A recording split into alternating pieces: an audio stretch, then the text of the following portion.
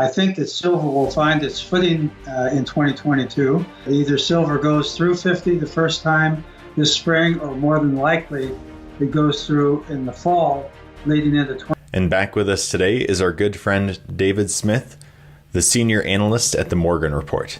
David, thank you so much for joining us today. It's good to see you again, just as we're heading into 2022. Definitely. And typically, January is a pretty strong month for metals.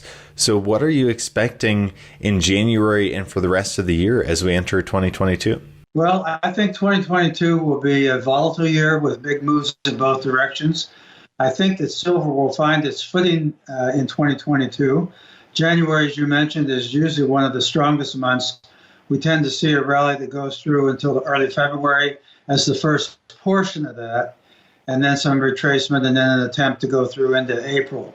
And finally, when we get to June, that's usually whatever we get for the first half takes place and is kind of exhausted itself by then. If we haven't seen a breakout above $50 by then, maybe a challenge, then we go into the summer doldrums. This year, I think it'll be a broad sideways to slightly higher motion while we try to get into the August double bottom that silver and the miners tend to see, and then we will see a strong fall. So I really think that either silver goes through 50 the first time this spring, or more than likely it goes through in the fall leading into 2023, which would make it the fourth attempt at $50.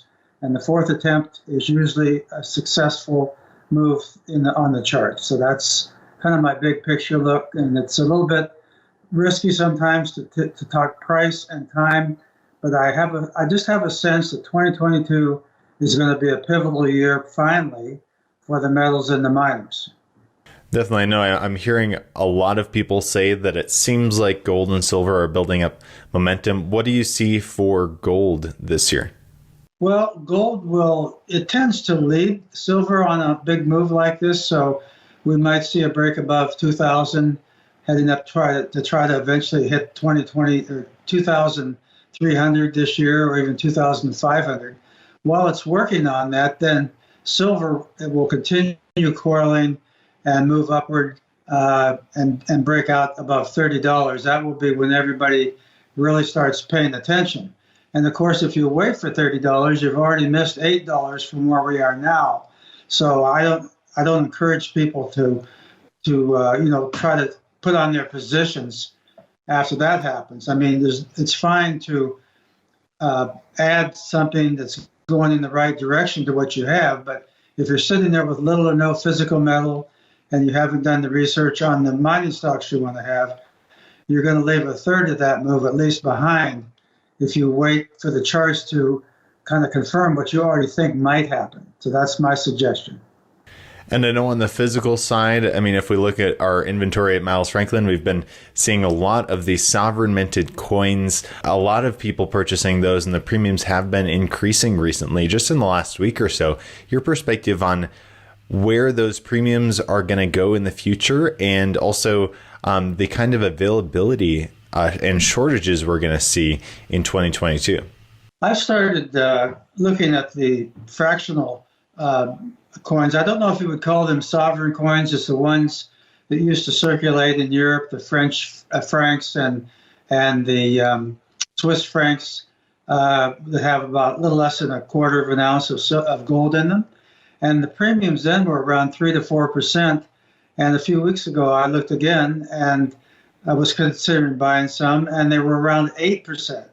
And of course, the fractionals and the full ounce coins like the gold Maple Leaf and the American Gold Eagle, their premiums are fairly elevated as well too, especially on the fractionals. They seem to be kind of hard to find nowadays. Maybe there'll be more in the spring, but I was looking at some of those as well, and I was surprised at how strong that premium was. Are you seeing that sort of thing in the fractionals as well? Definitely. I mean, typically fractional bullion is going to be a lot higher premium than the 1 ounce size or larger than that. As you get to larger sizes, obviously the premiums do fall. Right. And I understand that, the year before last, India bought relatively little silver compared to what they normally do. And this year, in the latter part of this year, they purchased 40 million ounces. So that's a pretty significant jump. And I think we're going to see that continued strength going on. And then with the wedding season coming up in the new year for China in terms of gold purchase and also silver. So I think we're going to see a pretty steady drain down on the physical supply around the globe. And the Europeans are really getting it now that they need to buy some more metal because, they've increased the premiums over there, and also the reporting levels have decreased. Just a few years ago, they were around $5,000 in Germany, and I think now they're under 2,000. So if you want to have a little privacy, there's no point in waiting until it becomes 500 for a reporting level, that's for sure. And when it comes to the environment you see economically for 2022, I know you recently wrote an article about inflation, and it seems like you think inflation is going to get worse and it's going to become persistent. It's not a short-term thing. Agreed. Early last year, I wrote an essay, and then I followed it up with one just last month at Money Metals discussing this. I never did believe we were looking at transitory inflation. I thought it would be very similar to what I personally experienced as well.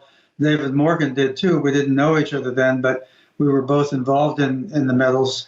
And the inflation was higher than anticipated, and it lasted right up to the end of the decade when Paul Volcker raised rates, to kind of commensurate with the inflation, which was running as high as 16 to 18%.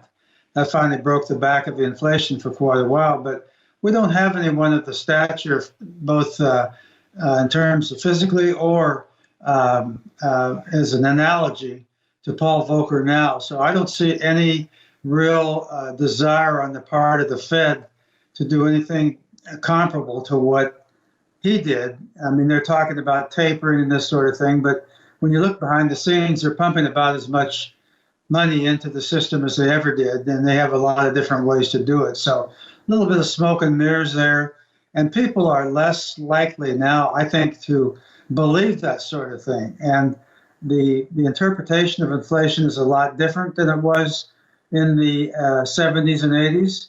You look at Shadow Stats shows this, which, they're talking 7 or 8 or 9% inflation now, but it's really in the double digits. And you look at the Producer Price Index, which is much more predictive than the CPI.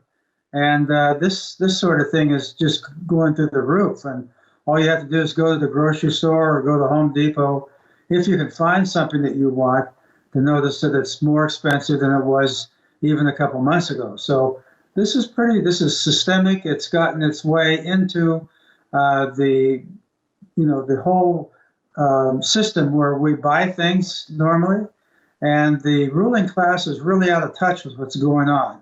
I listened to Elizabeth Warren the other day talking about the high price of meat and vegetables, and she claimed it was due to gouging on the part of producers. Well, it's called supply and demand. It's not about gouging, and I don't see that. They're raising the prices because it's raised to them. Now, when you get into even higher inflation and it's going about on a quicker basis, you'll probably see some of that. But right now, I think that is a statement made by someone who's never really worked much in her life to meet a payroll or put one out. When you traipse in the halls of Congress all of your life, you really get insulated from what's going on, and it's kind of belittles the rest of us that have to kind of buy things that in real life prices rather than the contortions that the indices go through to try to make us believe that not much is happening.